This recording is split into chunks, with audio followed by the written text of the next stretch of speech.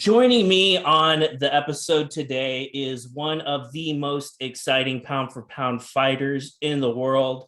He trains out of Stockholm, Sweden, none other than Oliver, the future Enkamp. Oliver, thank you for being here, my friend. I appreciate your time, and I hope that springtime in Sweden is a lovely time for you because that's got to be a long winter to get over.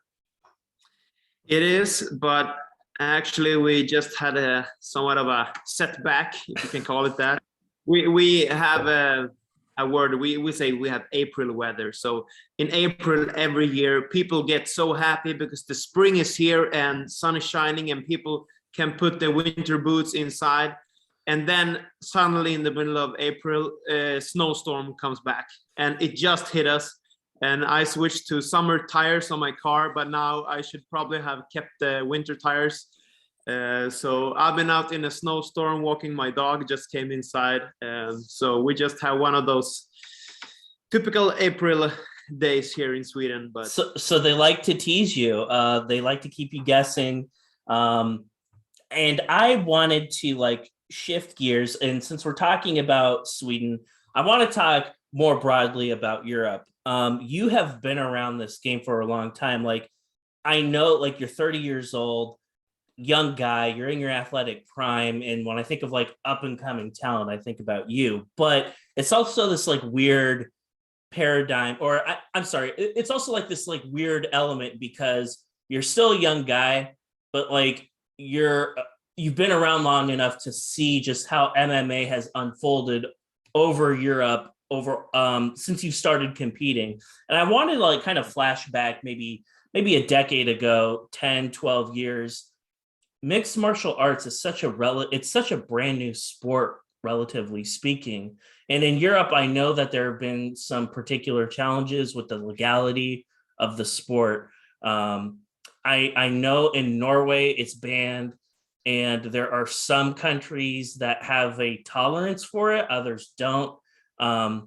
It's not just a European thing. It's also like that here in the States, but that's a topic for another day. Let's stick to Europe. Can you give me your perspective, Oliver? What was it like maybe 10 to 12 years ago as opposed to today? And what are some of the more unique challenges that you've had to encounter as you've been on this journey? yeah, so as you mentioned, a lot has happened in that period of time. And I'd say about 12, 13 years ago is when I made the shift into MMA, coming from a karate background. So I had been around martial arts for my whole life, basically, since I was born into this karate dojo. And me and my brother were traveling around competing a lot in Europe in karate, but it was not only a karate school, but we also had kickboxing and Thai boxing. And so I was a fan of K1, and that was kind of the big thing. We watched Eurosport on TV in the evenings of K1 fighters. And at that time, all the MMA gyms or fight gyms here in Sweden, in Stockholm at least, you walk into a basement somewhere and you can just feel the sweat and the Thai liniment, the oil.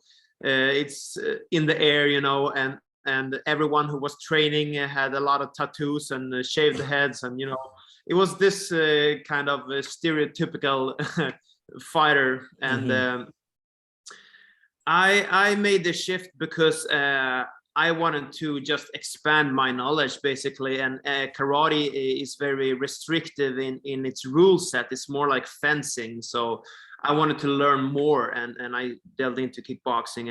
And then when I found out grappling and jiu-jitsu, I started traveling around more because it was not very mainstream here in Sweden.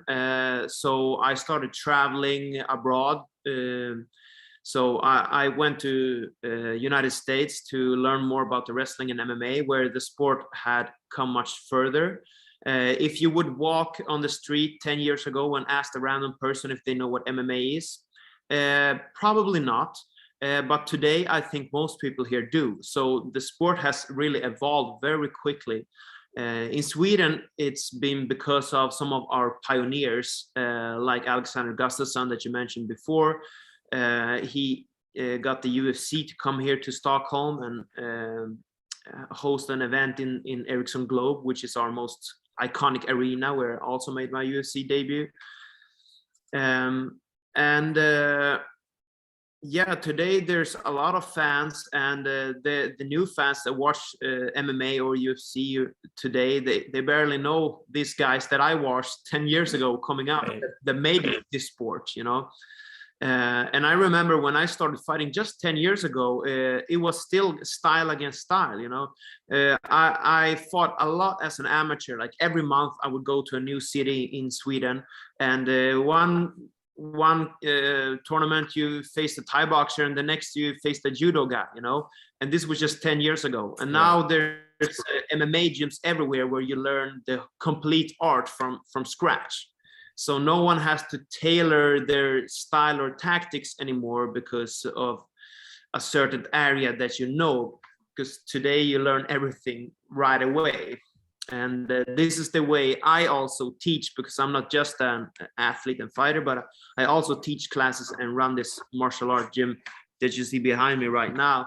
So I teach my students the way I would like to be taught from the beginning. And I think it's important to break this stereotypical view of what a fighter is, because today anyone can be a martial artist. You wouldn't know. I like the expression that Joe Rogan uses. He calls them nerd assassins. It's these guys that are super delved into jiu-jitsu, and they're just studying everything and watching videos and tapes. And you watch them on the computer, on the street, you would think there's some computer geek, but they could like roll you up in some weird position and take your neck back home, you know. Absolutely. My father-in-law is you wouldn't know it just by looking at him, but he looks like a regular guy, but he's a karate black belt, and he would destroy like you wouldn't know that about him. But yeah, it's just funny that you mentioned it. Oliver, I wanted to get your perspective on just specifically the fighters that are in Sweden. I think about you, I think about Gustafsson, I think about Jack Hermansson. Some of the most iconic fighters are excelling and doing very, very well, your fellow countrymen. But I know that that's just the people that we know about internationally. There's got to be a lot more up and coming fighters in Sweden that those of us who don't live in Sweden may not necessarily know about. Is there a fighter or two that comes to your mind that you believe will be in Bellator, will be in the UFC or something like that, that most of us may not know about? We have a very great system for amateur MMA in Sweden. So we have the Swedish MMA Federation that also was co-founders of the IMMAF, the International MMA Federation, that hosts the world championships and stuff now in amateur MMA. So we have this Swedish MMA League where you can see fighters every month, and at the end of the year they get to compete in the Swedish championships. I was actually in the first league in Sweden 2011, so that's 11 years ago. So I became the first Swedish MMA champion, because we had that title didn't exist before, right? But nowadays I'm coaching fighters in this league from my gym here, and every gym has to also provide judges for scoring the points. So I'm usually judging the fights, and I can see from year to year how the talent is really skyrocketing. So I would say the amateur fighters of today are way better than the pros back in 2010 when I started. So the talent is coming up real fast, and I think most people maybe only watch UFC and Bellator, but like there's other great big organizations. For example, we have ONE FC in Asia, and one of my teammates, Sebastian Kadestam, he was the welterweight champion over there, and he's still active fighting. We have PFL, the Professional Fighting League. Another one of my teammates, Sadi Busi, is fighting a week before me over there, and he's a great talent, world-class Thai boxer. So there's a lot of great talent coming up from Sweden. and I think we're just gonna see more and more as the sport keeps evolving, because I don't see it like slowing down anytime soon. I Yeah, like other how than you that, I like how you mentioned, Oliver, the other promotions, because I feel like the common person out there, it's like a lot of them don't even watch Bellator. And I always tell people, I'm like, listen, don't get me wrong, I'm not trying to like throw shade on UFC. It's great and all, but Bellator is amazing. There's a lot of great fighters in Bellator. And I just like, for me personally, I just like the vibe of it a lot more. It's my favorite promotion out there. But you also have Brave, Cage Warriors. That's another one. So I always tell people like expand your horizons, really see what's out there, because like trust me when I say not everyone that's amazing is necessarily in the UFC. Like they're spread out all over the world. It's important. I want to like shift gears, Oliver, and talk about you specifically. And you do these video diaries with your brother, and they're amazing, by the way. I really enjoy watching those, and I've watched them pretty much anytime you have a fight, anytime like he uploads something, I'm like, oh, okay, cool, I'm gonna watch this.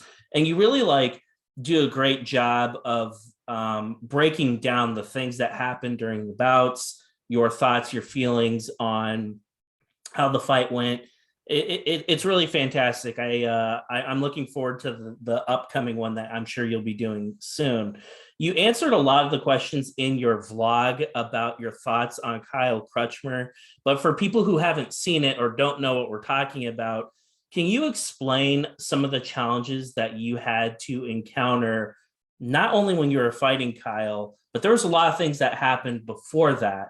And I'd like to give you the opportunity to elaborate on what that is, because there's a lot of hardships you experienced, and I won't say that you were compromised, but you certainly weren't healthy going into that fight. yeah, sure. So that was my first fight in the United States. I've only been fighting in Sweden and around the neighboring countries. I've been to London and Dublin and Paris. So it was a big switch in time zones, and I know it takes time for the body to adapt whenever you travel, especially when you're about to perform on peak level, you know. So I flew over to the States about a month in advance, and the idea was to finish up my training camp over there and then do the whole fight week and go back home after. And I went to Vegas, not because the fight was going to be there, but because my management is over there, and I have great contact with Syndicate MMA, where I've been training a few times before. So I went over there, and just before I traveled, I injured my back. So it was very hard to move. It was I don't know the English word, like a back strain, I guess. Mm-hmm. I had a hard time like rotating and bending, so it was very stiff. But I tried to do my best, and there was a lot of things I couldn't do, so I had to try to train around it. Since Vegas is kind of like the fight capital of the world, and they have great facilities over there to get help with anything related to MMA, I could go to a physiotherapist, and they would help me with some exercises and some mobility work on the back. And well, eventually, after like losing a week or two of training, could go back into it. So I think I was a few training sessions in, and then I popped my ribs, or the cartilage in between the ribs, during a grappling training. And I had a hard time breathing, and again, everything just locked up. You needed both hands just to get up of the bed in the morning. So I felt like I was like 100-year-old man, you know. I couldn't tie my shoes because I couldn't bend over. So I just wore sandals everywhere. Yeah. And, it was pretty horrible. And then I had like 2 days where I felt fine before it was time to fly over to Connecticut, where the fight was going to be. So in a month, I think I did 4 or 5 training sessions at Syndicate MMA. That was my fight camp, my last month. Wow. And the rest of the time, I just sat on a stationary bike because I could still move my legs because I could hold on to the handle, right? So I didn't need to use the upper body or the back really. So my fight preparation was 95% riding a bike. Hardly ideal. And then the other thing is now transiting from Las Vegas to the East Coast to Connecticut. That's another 3-hour time difference. Yeah. America's a huge country. For people who have never been here, it's massive. So that is like the equivalent of international travel again for you. Yeah. So yeah, and I mean, every time you come to a new place, you don't know where their stores are, what you can buy, and I'm doing a weight cut. I need the specific diet and everything. So that's always a struggle when you get to a new place. I think my mindset got me through all of this because, you know, it's not the last month leading up to the fight that made me the fighter that I am, but the past 10 years or more, you know, the past 30 years of training. So I just relied on my you know, base training, and I guess I had good cardio because I spent a lot of time on that bike, but it's a different cardio needed for wrestling. And now I faced a real specialist in Kyle Crutchmer, who's an All-American champion and so in wrestling. So I couldn't wrestle back, you know. I had great defensive wrestling, but I didn't want to like pummel my arms or face him body to body because I was still in pain in my ribs. So I actually took like painkillers the morning of the fight just to not to have to think about that when I was warming up. And well, the fight was all right. I did the best that I could with the circumstance. Like looking back, I would probably approach it with a different tactic. Now I think I gave away the fight by scrambling up to my feet all the time, because he was not really fighting, but just kind of stalling. And he actually said in his interviews before the fight that he doesn't care about being entertaining. He just wants to win. And if I need to hold him there for 3 rounds to win, that's what I'm gonna do. So he actually said that before the fight, and that's basically what happened. And my tactic going in there was to be super aggressive, to make him a little bit hesitant shooting in on the takedowns. So I would just go straight into the middle and start throwing kicks. But in hindsight, maybe I would be better off like throwing my hands and keeping my legs on the ground instead, so I could sprawl and use more of a defensive wrestling tactic instead of focusing too much on the offense. And when he got me down, I would like time and time again just work my way back up. But if I would have just sat there on the ground, I think the referee would have stood us up instead. So I gave away points for his takedowns in that regard, because he was just holding me when we got down. You know, he wouldn't release a hand to punch me, because when he did, I would pop back up. So I probably didn't go in with the best tactic. But, you know, it is what it is. It's easy to be smart after the fight. Fortunately, now my back is healthy, my ribs are healthy. So now the preparations are way better, and I don't have to consider the time zone and stuff. I've been fighting in London 2 times already, so this is the 3rd time, just an hour time difference.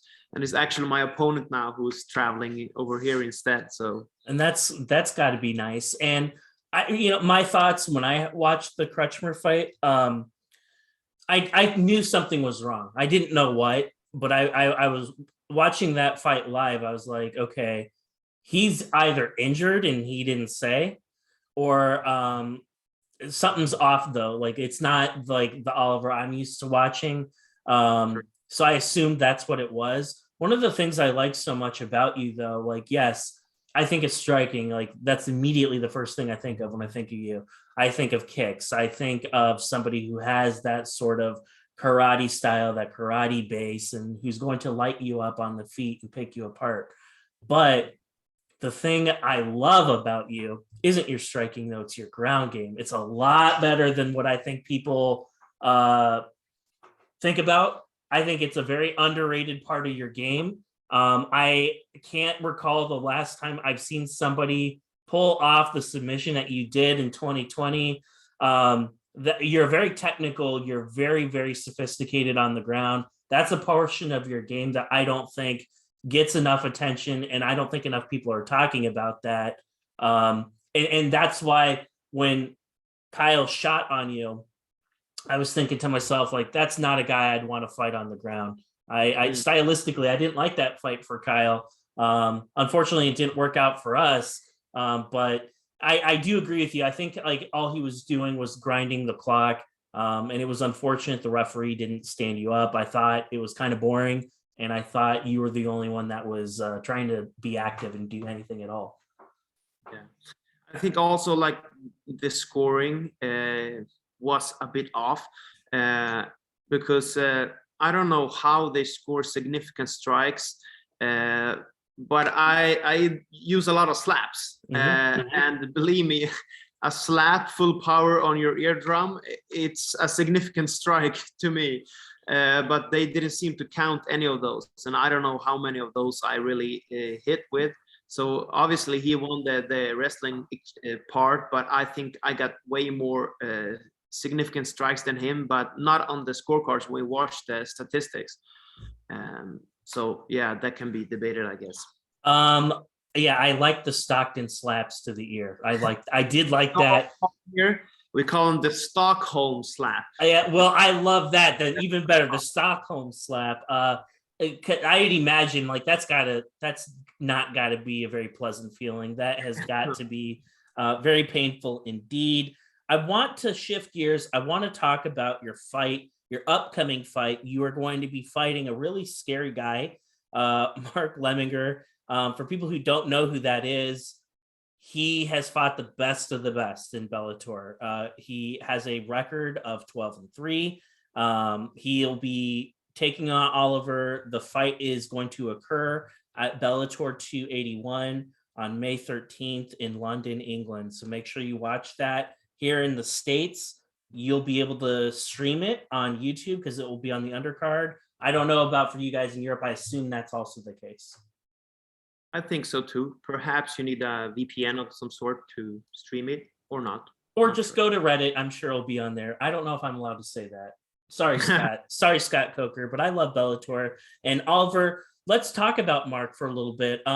He's a tough, scary dude. I think at your level, you're only going to fight tough, scary guys with good records. He certainly has a good record. What are your thoughts on Mark? Can you give me just your opinion on him as a fighter, and can you discuss how this bout came to fruition? Yeah, well, he's fought, I think, 5 times in Bellator, and he's fought several top 10 guys. He fought the Neyman Gracie last, and he fought the champ Amosov.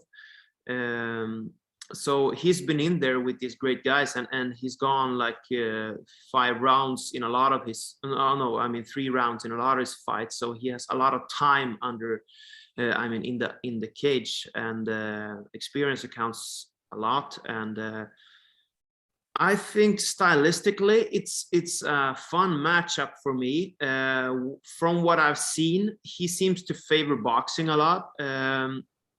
He's a strong grappler, don't get me wrong, but I don't see him shoot for a lot of takedowns or throw a lot of kicks. Like, he seems to favor heavy hands and comes forward a lot and likes to trade. Nothing like unorthodox really, or spectacular, like just good basics. From my assessments, he looks more strong and durable than fast and dynamic. So I think speed will be on my advantage, and on the ground he seems to be pretty slick, but better so from top than from bottom perhaps.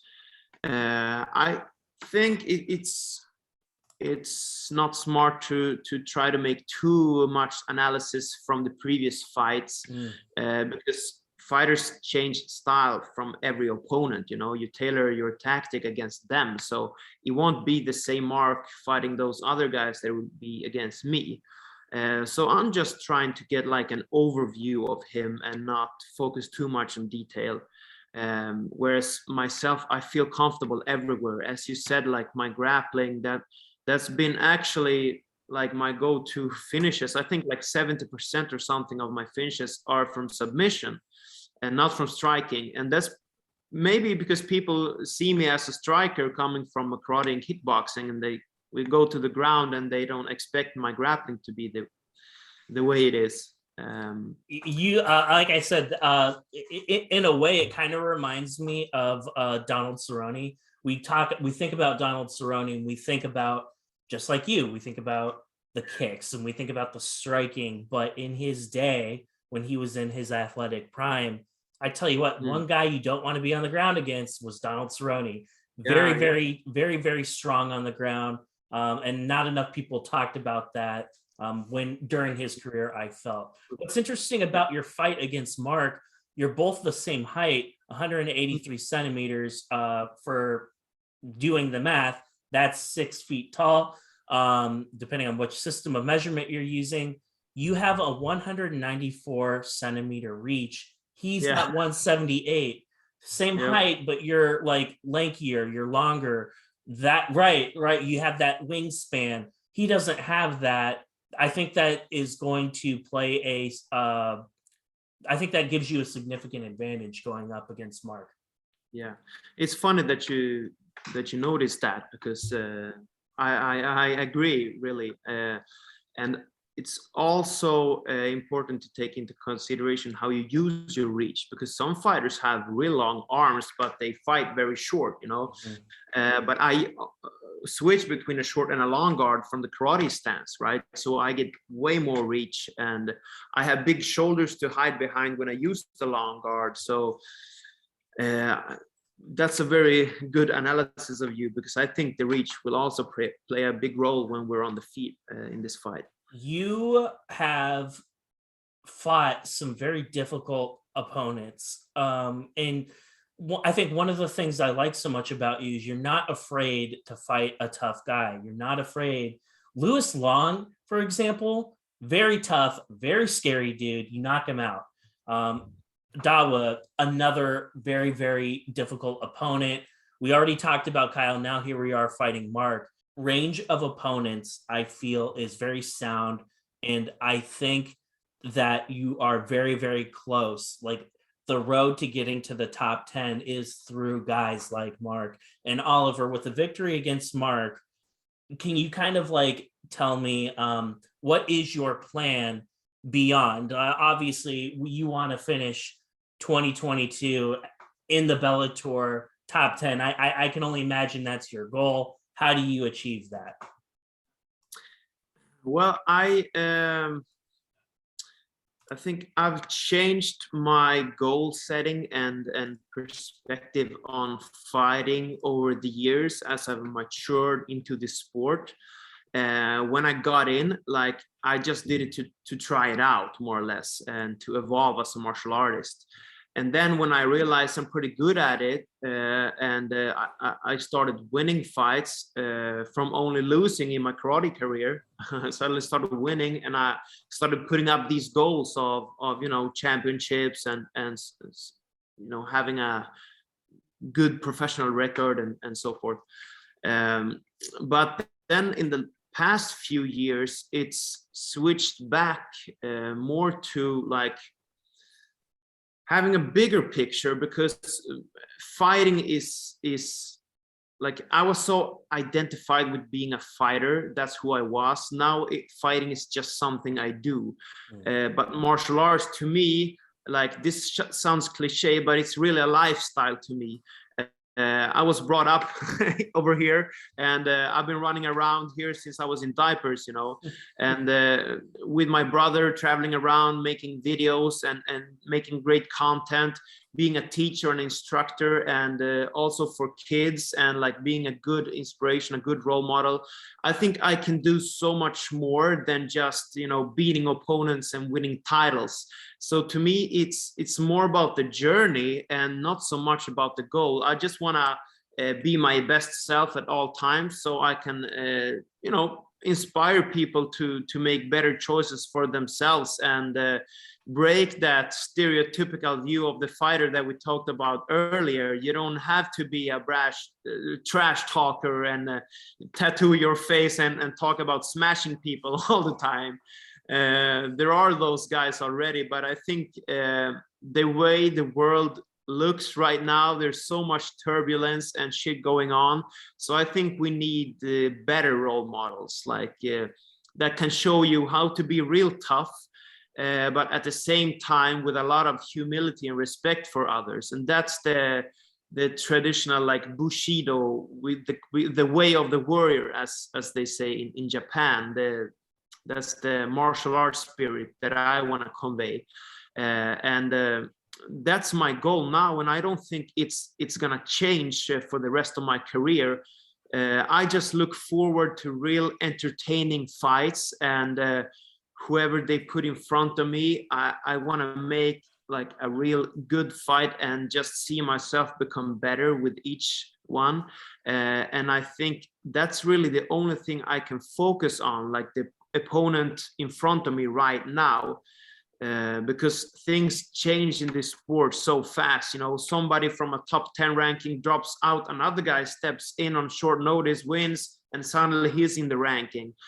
So it's hard to predict things. And I have 3 fights on my contract right now, and I want to be active this year. So after this fight with Mark, I hope to get those 2 next ones in before the end of the year. So like someone after summer, and the next one before you know, winter, New Year, and just keep the momentum going, because I don't like to have long, like, periods of time in between when you already worked up a good like physical conditioning for your fight. You want to keep the flame lit, so to speak. So yeah, I really look forward to this fight with Mark, and with a good win. I don't think it's hard to see them putting me against one of the top 10 guys again to fight my way back into the rankings. I mean, Mark is probably also there sniffing on the top 10 spot, you know, because he fought a few guys in there already. So I definitely want to see it, and I want to see you on that Dublin card that they just announced. I think that would be something else. Anything that can be done. Don't get me wrong, I'd love to see you compete in person, but from you thinking, like, if I'm you, like, okay, I don't have to fight in America, I could stay in Europe, I want to take that fight. Anything that we could do to shorten some of the logistical nightmare that you encounter, I think would be sound. Before I let you go, Oliver, I wanted to ask you, there are a couple fans that submitted some questions. I'm sorry, guys, I can't get to all of these, but I did pick a couple that stood out to me. And someone wanted to know, who's the nicest opponent you've ever fought? Very interesting. The nicest. One that comes to mind that is pretty recent is Walter Gahadza. That was my Bellator debut.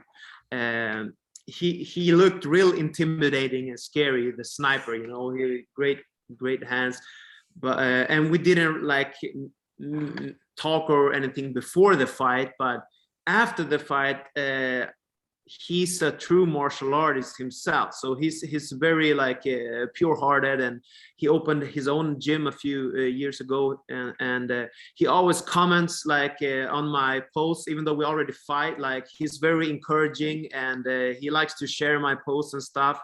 So very humble guy, and you know, that's one that really comes to mind. Like Walter Gahadza is a very good guy. Who, growing up, who did you get your biggest inspiration from, whether it be fighting or just anyone?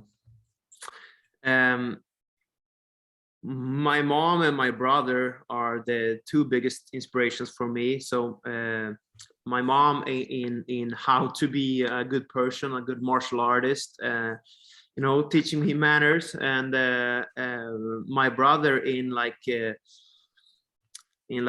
making a career in success, and like really sticking to your path and choosing with your heart and not just your brain. I was very much like following the norm when I was in school. I wanted to get good grades, and you're supposed to be this and that. And when my brother said he's going to work with karate, which is not a real profession, that really inspired me, and I started to thinking outside of the box. And then I've had real good mentors along the way. My two coaches that I've had for the longest time, Omar Buish, he's my kind of role model in MMA and fighting. I usually say that people have their boxing coach, their wrestling coach, their jiu-jitsu coach, their nutritionist. I have Omar. I don't need anyone else. That's how I feel.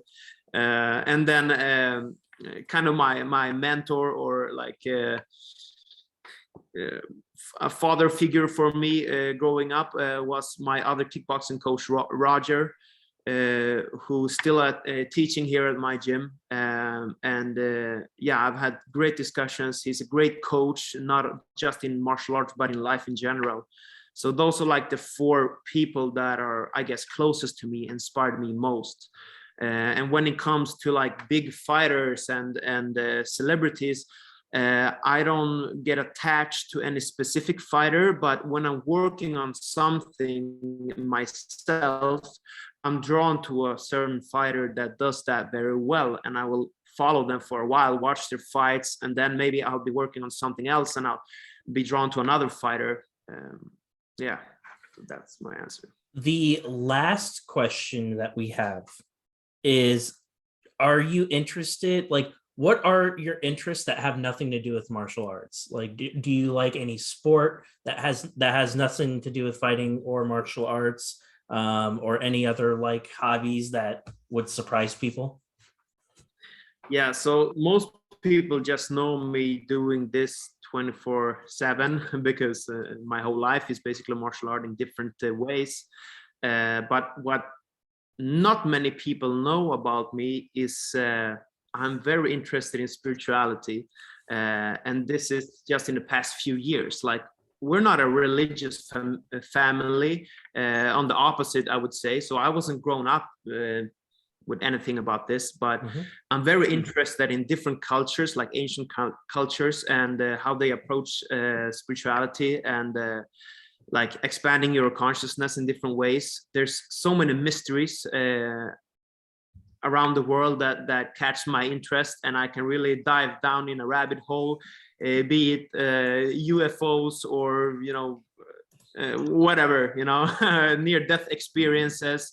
Like, I can get stuck on a subject and I will watch videos of that for hours and read articles, people who's been on the other side or whatever. I think it's super fascinating, and I think more and more of this old ancient knowledge is today being proven by science in quantum physics. So it's interesting to see in the next few years how we see science and spirituality grow together. You sound like me, but when it comes to like mixed martial arts, yeah. Like how I watch everything, it's just so fascinating to me, and like all of like the research and stuff I do. That sounds like me watching like Bellator or UFC or something like that. It's just really cool. Oliver, traditional martial arts, we have like the trinity. It's like mind, body, spirit. Body, that's the physical training, right? Mind, it's everything you learn, and like for me, that's been about anatomy and nutrition and everything surrounding this. And now this is the last point of that triangle that I'm starting to develop, like the spirit, and learning more about what can't be seen with the five senses. So making the triangle complete. Oliver, you're an amazing guy and an amazing mixed martial artist. I really hope one day that I see you competing for a championship title. You're one of the good guys in the sport that I just feel deserves a really big opportunity. And I believe one is coming for you. You're too good. You're too good. You're too gifted to not get a chance like that. I'm sure it will happen soon. I appreciate your time this afternoon. I wanted to give you an opportunity if there's anyone that you would like to thank, or if you have any sponsors that you'd like to talk about. I'd like to give you that chance before we sign off. Yeah, well, I can just say, if for anyone interested in like knowing more about me or following my career, Oliver Enkamp at Instagram, Facebook, and also oliverencamp.com if you want to watch the video logs that you spoke about. My brother's YouTube channel is Karate by Jesse, where we make a lot of videos. It's very entertaining videos. It's not just educational, but like anyone can watch it and get a good laugh out of most of them. So yeah, I guess that's it. If anyone wants to learn more, those are the sources. And you have really good apparel for sale. I went ahead on your website and I got a couple things. So make sure you go to his website. You can get all kinds of really cool apparel. Oliver, thank you, sir. Thank you for being here. Really enjoyed speaking with you today, and I hope that we can do it again in the near future. Yeah, pleasure was mine.